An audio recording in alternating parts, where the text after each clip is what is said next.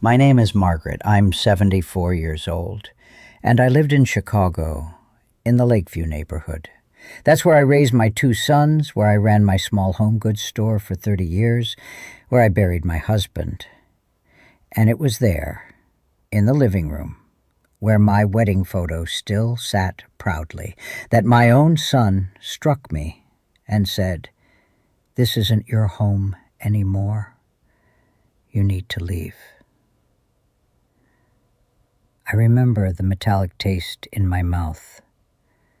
I remember the silence that followed. It wasn't a scream. It wasn't an argument. It was a sentence. Everything had changed in just a few minutes. He had asked me to speak calmly, not to create drama in front of the children, and there I was in my old knitted sweater just trying to tell him I was worried. Worried because the last time I saw my granddaughter come home from school crying. Worried because no one looked at me in the house anymore.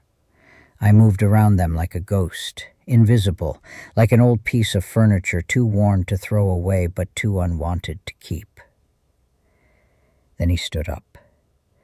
He raised his hand and did it. One slap, just one, but it was worse than 1,000 words.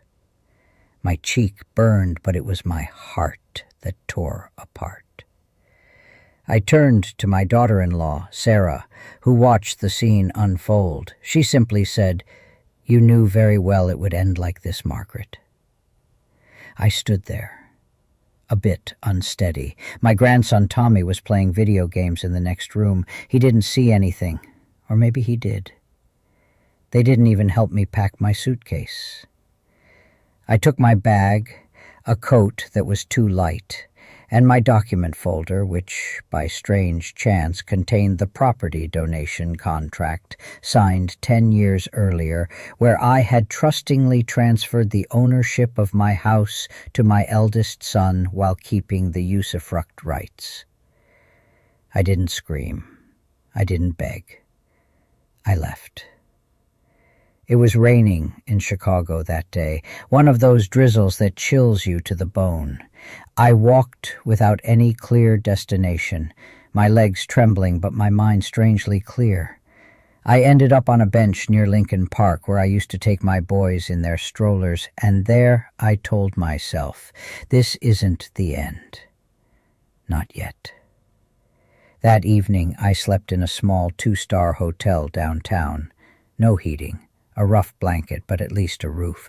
And it was in that makeshift bed, alone, humiliated, my face still aching, that I began to review everything, my whole life, my choices, my silences, my trust. How had I gotten here? How could the son I had carried, nursed, and rocked to sleep tell me, "This isn't your home anymore"? I spent 3 days in that hotel, without saying a word to anyone. I didn't dare call anyone, not even my brother, who lives in Milwaukee, nor my friend Elizabeth, to whom I told everything in the past, except this. I was ashamed of having given everything to my son and his family, ashamed of being wrong, ashamed of believing that by giving them my house, I was buying a little warmth for my old age. I found myself crying silently in broad daylight, sitting on the edge of the bed, a 74-year-old woman crying like a child. And I remembered my own mother. She too had been erased, not by her children, but by my father. He called her the mute. He said her silence annoyed him, but it was he who had reduced her to silence day after day, with orders, icy looks, and criticisms disguised as jokes. As a child, I told myself I would never live like that. Never. But the truth is, I married a man who also had an easy way with silence. Robert wasn't mean, no, but he was elsewhere, in his world, in his garage, in his bike races on television. For 37 years, I lived with a man who never said thank you, never said I'm proud of you. But I held on for the children. And now here was my son, my own blood, offering me the same silence with even more violence. I thought about Sunday mornings when I prepared grilled toast for the whole family, about my grandchildren's birthday parties that I organized in my living room, decorated with balloons I inflated myself, about nights spent knitting a sweater for Tommy, who would tell me, "Grandma, you're prickly, but I love you anyway." All of that swept away with the back of a hand, with a slap. Then, in the icy solitude of that hotel room, I realized something. This wasn't the first time I had kept quiet. This wasn't the first time I had made myself small to deserve a place in their lives. Sarah, my daughter-in-law, never really wanted me in her house. She tolerated my presence like you tolerate an inherited piece of furniture. She spoke to me like a housekeeper, entrusting me with shopping, laundry, children while she went out to breathe. And I always said yes, so as not to disturb, so as not to be a burden. But the truth is, I had let myself be erased. One evening, when I couldn't sleep, I rummaged through my document folder. There, between 2 prescriptions and an old passport, I found a document I'd completely forgotten, a copy of the donation deed. And rereading the lines, I saw a detail I had overlooked at the time. Mrs. Margaret Fontaine, donor. I closed the document folder, turned on the light, and wrote on a blank sheet, "I'm going to recover what was stolen from me. Not the house, but myself." I began to review memories differently, to replay them in my head like scrutinizing a crime scene. And each time I discovered details I hadn't noticed before, phrases, gestures, silences heavy with meaning. Sarah, my daughter-in-law. I never wanted to think badly of her. She was polite, even pleasant, sometimes smiling. But there was this way she had of always controlling everything, the way she decided on menus even when I was cooking, the way she chose clothes for Tommy and Lucy, my grandchildren, as if my opinion didn't exist. But what I took for firmness was actually appropriation. She wanted to be the only woman in the house. I was the shadow, the troublesome presence. She had accepted me only because she needed me to watch the children while she resumed her work as a freelance graphic designer. She never said thank you to me. She would say, "It's normal, you're their grandmother." And I would nod because I believed that making myself useful would protect me from abandonment. What a mistake. And then there was Michael, my son. I thought he protected me, that he defended me. But no, he defended nothing. He observed, he let it happen. I remembered that time when I fell in the kitchen, slipping on a puddle of water. I had hit my hip. Sarah had grumbled, "We'll have to think about an assisted living facility, Margaret. We can't watch you all the time." Michael had said nothing. He had just shrugged. That evening in my bed, I had felt like I was in the way, but I hadn't reacted. I was afraid that by defending myself, I would lose the little place they granted me. That was the real manipulation. It wasn't done through screams or insults. It was done through forgetting, through indifference, through progressive erasure. And the final blow, I understood it when I spoke a few days later with a former neighbor I had called to ask if she could collect my mail. She told me in an embarrassed tone, You know, Margaret, I didn't want to alarm you, but I heard Sarah talking to someone in front of your house. She was saying, once we get her placed in a facility, we can have the house appraised. It's gaining value right now." I was speechless. This wasn't a sudden decision. This wasn't an angry reaction. It was a plan, a real plan. They had organized my exclusion like a real estate operation. And the day I had expressed my concerns, the day I had dared to exist, Michael had slapped me. Not on impulse, but because I had become an obstacle. I felt betrayed, deeply, viscerally, but I didn't cry. I was 40 years old, standing alone, proud.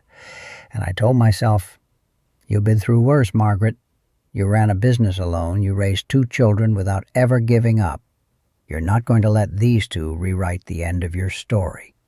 So I grabbed my bag and made an appointment with Mrs. Patterson, a reputable Chicago notary that Elizabeth had recommended to me.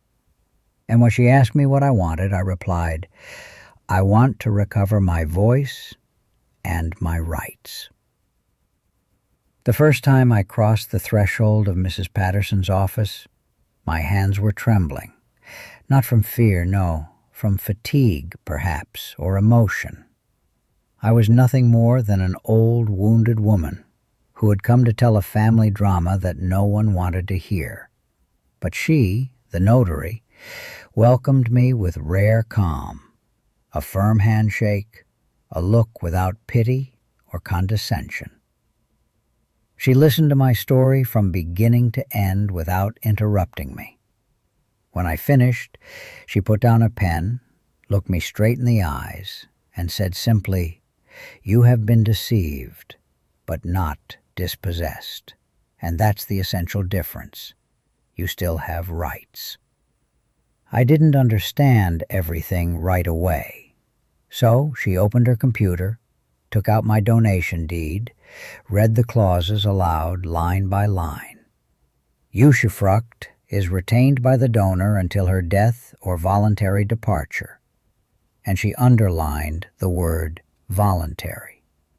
"Mrs. Fontaine, your departure was not voluntary. It was provoked. Worse, it was forced. And that, legally, is a breach of the agreement conditions." I blinked. I felt legitimate. And that word, legitimate, turned my heart upside down. For months I had believed that I was the problem, that I had become a burden, an intrusive old lady, a worn piece of the family puzzle. But no, it was them who had decided without consulting me to put me out, them who had forgotten that I still existed. From that moment on, everything went very quickly. Mrs. Patterson launched a mediation procedure with formal notice. She contacted their lawyer. She requested a precise inventory of all decisions made in the house since my departure, work, expenses, sale projects. And I, during this time, began to write again, to remember. I listed every piece bought for the house after the donation, the furniture, the painting work, the kitchen renovation that I had paid for as a gift to Sarah for her first pregnancy. I found bank statements. I had proof, mountains of proof. And above all, I noted the humiliations, not to plead them, but not to forget them. Like that day when Sarah had forbidden me to take Tommy to the movies, because you always fall asleep in the seats. Or that time when she had removed my handmade doy. I replied, "Everyone will know not to destroy you, but so that no one else suffers what I suffered. Not one more woman." I don't know if he read the message. He didn't respond. But I slept deeply that night. Asleep without anger, without fear. Because I was finally an actor in my own life again. The real trigger, however, came from someone smaller than me. A few days later, Tommy, my grandson, called me. Yes, him. Sarah must not have been there. Grandma, is it true that you don't have the right to come back? Dad says it's better this way, but I want you to come back. My throat tightened. Tommy, you know Grandma doesn't want to bother Dad and Mom. You don't bother me. I'm afraid that one day I'll forget your smell. You always smelled good. I broke down. And at that moment, I knew that what I was doing, I wasn't doing just for me. I was doing it so he would never learn that silence is the only answer to injustice.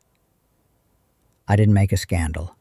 I didn't go back to knock on their door. I didn't scream in the street. I didn't call my old friends to tell them everything Sarah and Michael had put me through. No, I chose another path, mine. And in that voice there was silence, yes. But a different silence. An active, calculated, powerful silence. Mrs. Patterson prepared a solid case, not just a formal notice, but a request for judicial mediation with preservation of abused usufruct. She had a term for it, abuse of dominant situation over vulnerable persons. I didn't see myself as a vulnerable person, but in the eyes of the law, yes. An elderly woman expelled without procedure, spoliated of her rights, removed from her home, that was sufficient. During this time, I began to rebuild myself. I joined a small reading circle at the library. I went back to the Wednesday morning market where the cheese vendor still recognized me. "Oh, Margaret, we hadn't seen you." And I would respond with a half smile. I was busy coming back. Each everyday gesture became a reconquest.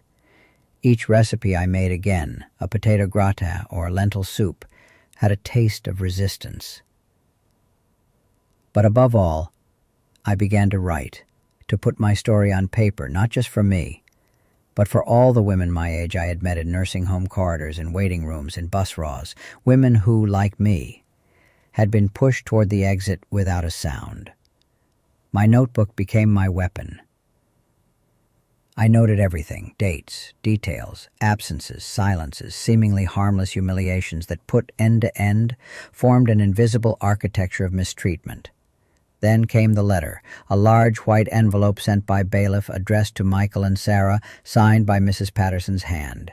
She clearly stated that the usufruct was still valid, that the expulsion constituted a breach. That same evening I received a call from an unknown number. I answered. "Mom, it's me." It was Michael. His voice was trembling. "I just received the letter. I don't know what to say." I remained silent. "Do you want us to meet?" I said nothing for a moment, then asked simply, "Do you want to see me as Michael or as the legal owner of the house you occupy?" He sighed. "Both, I think." "So," I replied, "in that case, we'll meet, but not at your place or mine, at the notary's." The appointment was set for a week later, and there, for the first time in months, I saw them again, Michael and even Sarah. She no longer wore her superior air. She had a shifty look, hands clenched on her bag. She was no longer the one in command. I arrived upright, in a sober suit, with a calm face. And when Mrs. Patterson recalled the facts, the rights, the evidence, no one objected.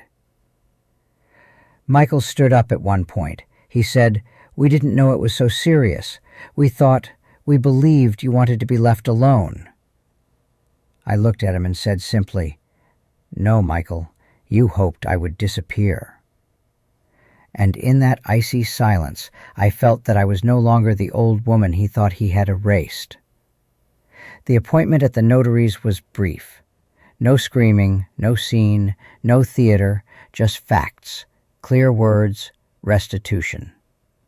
Mrs. Patterson proposed two options, either formal mediation to reestablish usufruct with acknowledgement of wrongs, or judicial action with compensation, possible media coverage, and damage to the family image. Michael immediately accepted mediation. Sarah said nothing, but her look showed fear, shame, and a certain anger at being caught at her own game. I left the office with my head held high, and that day under Chicago's sky, I didn't take the bus. I walked slowly for a long time because it was still my city, and especially because it was finally my story. A week later, I received a registered letter signed by both of them. They acknowledged that I had been pushed out without respect for the law. They committed to paying me a monthly compensation until my definitive departure from the house, if I wished, or to restore my space under decent conditions with the intervention of a neutral third party. But I had already made another decision. I wasn't going to go back to live in that house, not because I didn't have the right, but because I no longer wanted to. I had tasted freedom, chosen solitude, regained autonomy. And above all, I wanted to stay where I wasn't tolerated out of duty, but welcomed out of respect. That's how I began a new life. I found a modest apartment on the 6th floor of a quiet building in Lincoln Park, a view of the... Sometimes I run into Sarah at the market. She looks away. Other times it's Michael who calls me. He's clumsy. He says sentences without finishing them, but he tries. And one evening he told me, "You know, I'm ashamed, but I'm glad you didn't give up." "I didn't do it for revenge," I replied. "Then why?" "So you can never again say, 'I didn't know.'" He remained silent, then said, "Lucy would like to see you again. Tommy, too. He asks questions." So I saw them again at my place, not in the house on Maple Street, but in my home, mine, small, modest, real. They arrived with cakes, drawings, flowers. Sarah wasn't there, and I was relieved. I wanted this moment to belong only to them and me. Tommy threw himself into my arms. Lucy handed me a bracelet made of plastic beads, and I had tears in my eyes, not of sadness, but of rebirth. I'm sitting in my favorite armchair, a cup of tea in my hands. The sun filters gently through the curtains. There's not a sound except the distant song of birds from the courtyard. I'm no longer afraid of silence. I'm no longer ashamed of it either, because today, silence belongs to me. A few months ago, I still believed that growing old meant disappearing, that everything we had built, sacrificed, given, would end up being forgotten. But today, at 74, I know something else. It's not age that erases you. It's those who stop looking at you. And I chose to become visible again. Michael comes to see me twice a week, not always for long, but he comes. He looks me in the eyes, asks for news, and above all, he never raises his voice anymore. He speaks with the caution of someone who knows he crossed a line. One day he asked, "Why didn't you pursue us to the end? You could have." I shrugged, because I didn't need to crush you. I just needed you to acknowledge me. And that's exactly what I got. Sarah never contacted me again, and that's fine. I no longer have space to offer her, neither in my house nor in my head. I continue with theater. I even wrote a little play inspired by my story. We performed it among library residents, and at the end, a lady took my hand, tears in her eyes, and said, "Thank you. It's my story too, but I didn't know how to tell it." So I told myself, maybe what I experienced won't be in vain. Maybe through me, other women will catch their breath again. Today I live simply but freely. I choose who I see, what I cook, what I keep, what I throw away. I don't have much left to prove, but I have a lot to transmit. And if one day my grandchildren ask me, "Grandma, why did you leave?" I'll tell them, because they had forgotten me. But I refused to forget myself. As I finish telling you this story, I want you to know that my journey didn't end with that legal victory or even with finding my own apartment. The real victory came in the quiet moments that followed. The mornings when I wake up and choose my own schedule. The evenings when I decide what to watch on television without anyone changing the channel. the simple pleasure of cooking exactly what I want to eat. Last month, Tommy called me on his own, not because Sarah wasn't home, but because he wanted to. He said, "Grandma, I told my teacher about you, about how you stood up for yourself. She said you're brave." That conversation meant more to me than any legal document ever could. I've learned that courage isn't about being fearless. It's about being afraid and moving forward anyway. It's about recognizing your worth when others have forgotten it. It's about refusing to disappear quietly into the background of someone else's life. My story isn't unique. In my theater group, I've met Elena, whose daughter moved her to a nursing home to sell her house. There's Dorothy, whose son took control of her finances and left her with nothing. There's Ruth, who was told she was too much trouble when she needed help after surgery. We share our stories, and in doing so, we reclaim our voices. The most beautiful part?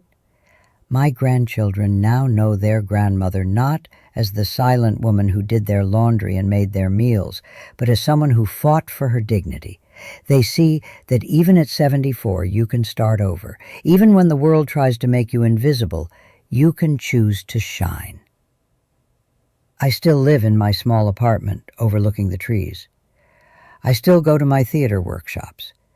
I still choose my own silence instead of having it imposed on me. And every morning when I look in the mirror, I see not a victim, but a survivor, not someone who was discarded, but someone who chose to reclaim her life. To every woman watching this, to every person who has been made to feel invisible, your story matters. Your voice matters. It's never too late to stand up and say, "I am still here, and I still matter." Don't let my story end here. If it resonated with you, if you know someone who needs to hear this message, please share it. Subscribe to our channel, Voices of Resilience, where we share real stories of people who refuse to be silenced. Hit that notification bell because every week we bring you stories of courage, survival,